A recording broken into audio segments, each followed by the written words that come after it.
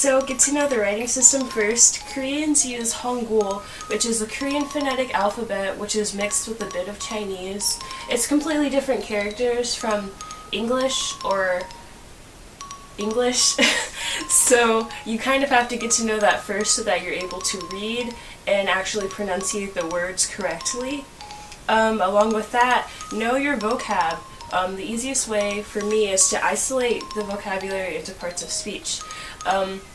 Maybe print out a page full of adjectives, a page full of verbs, study them on different days so that you can put your sentences together with those verbs or with those set of adjectives that you already know and just build upon that. Vocab is probably one of the most important things because how can you really have a conversation if you don't really know vocabulary, you know? Yeah, so maybe do 20 adjectives, 20 nouns, 20 adverbs, 20 pronouns. There's probably not 20 pronouns, but get all that stuff together and then study it so that you can put your sentences together and they can be unique. And it's actually fun choosing vocabulary that you actually want to learn instead of going by a textbook and learning stuff that you probably will never use. This is what I would do a lot when I first started studying in 2014. I would be carrying around these large sets of flashcards with me, just studying every day. And I know people would be like, what is she doing? I keep it in my Glossier bag, by the way. But yeah, it's so hard to get out of here, and there's just a ton. And this is not all of my note cards. This has pronouns on it. This has adjectives on it. Random. I put them all together and I'll just grab a stack and just study it all day. That way I can just memorize those words for the day and then start out with more vocab tomorrow or the next week. Yeah, I think it would be a good idea to print out a set of vocab for the week and then just do it each week and you'll get to know it. I love my flashcards. 3 is knowing the pronunciation. It's best if you can confirm your pronunciation with native speakers, but if you can't, you can immerse yourself in cultural artifacts and see how so-and-so pronounces this, how this is pronounced, what part of Korea says something like this, what part of Korea says something like that, and getting to know really how to say the words, because if you pronounce them wrong, it could mean multiple things, so just make sure you're getting this right. Immersing yourself in artifacts also allows you to see how other people use parts of speech and use the vocab that you've learned so that you can integrate it more into your own natural way of speaking. Okay, grammar, get to know it. This connects with the parts of speech. You should know your own language's writing system and that the way they organize their wording, and know that it'll be completely different than the way that Korea does it, especially if you're from America. This connects with our topic 5, the writing system. Know that the sentence order is very, very different. So it might take a little bit to get used to. English sentences are structured very different than Korean sentences, and it might take you a little while just to adjust, but when you do and when you get the hang of it, you'll be ready to just jump into it. I had a hard time on this, and a lot of my friends had a hard time on this, because usually, especially, Korea puts the verbs at the end of the sentence, and when you're already juggling multiple vocabulary words and you're not very confident in them, especially when I was first learning, it's hard. It is really hard, so maybe don't start putting your sentences together until you have a good set of vocab words to work with so that you could build proper sentences, because there are so many things that you need to take into account.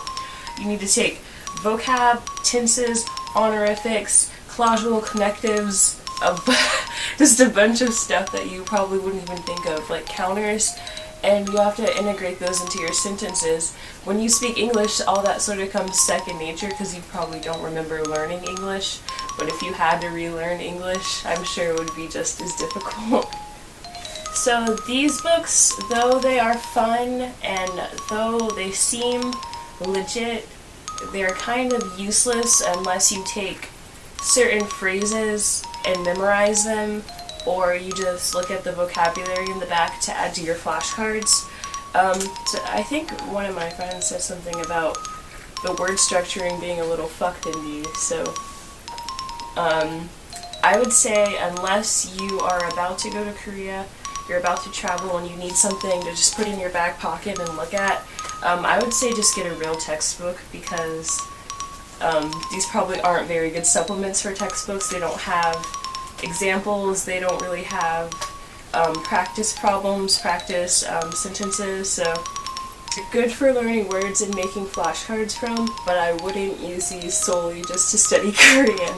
They're fun, they're cute, they're awesome, but not really great study tools unless you isolate just the vocabulary from them and you want to memorize stuff. So we used these at the university that I went to, Integrated Korean textbook. I love this book a lot. It helped me learn so much Korean in such a short time when I was in my classes, and it even comes with workbooks too. I would definitely get this more so than these, because obviously this has a lot more content, a lot more meat on its bones. You'll find more examples. I think they come with CDs too.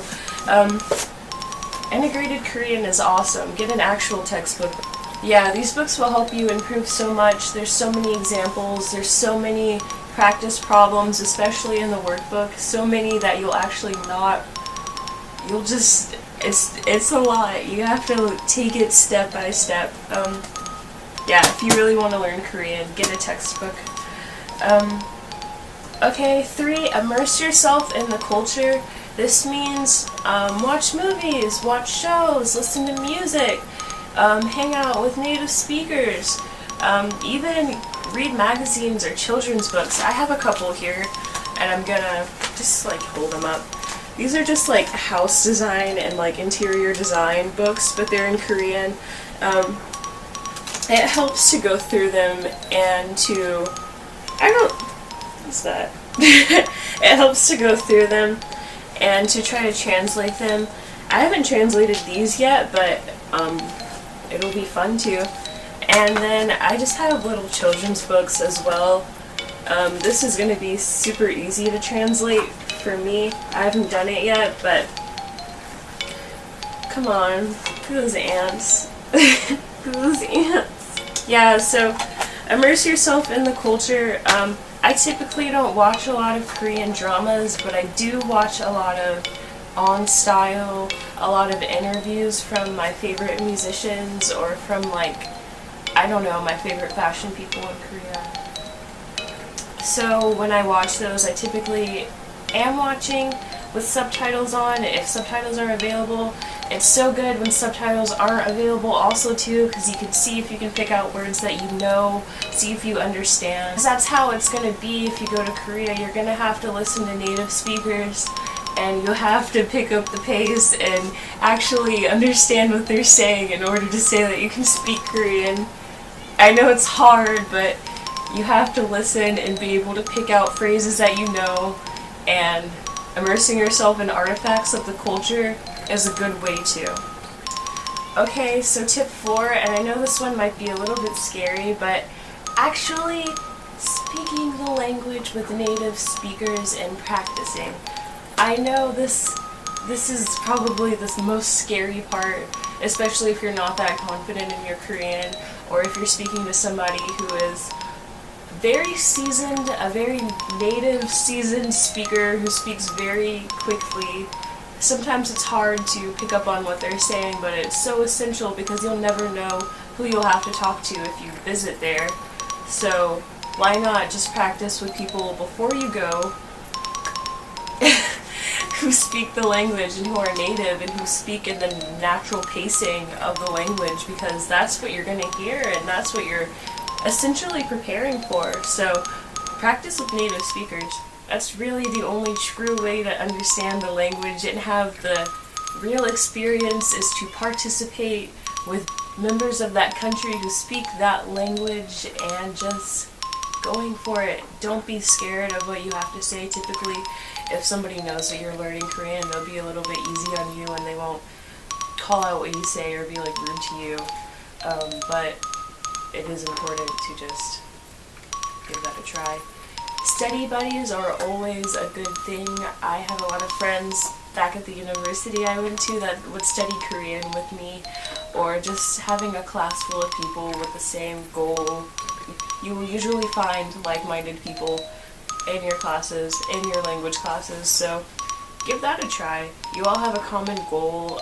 You sort of have incentives. You can immerse yourself in the culture even. It's fun to do that. So have good study pals just to keep you afloat.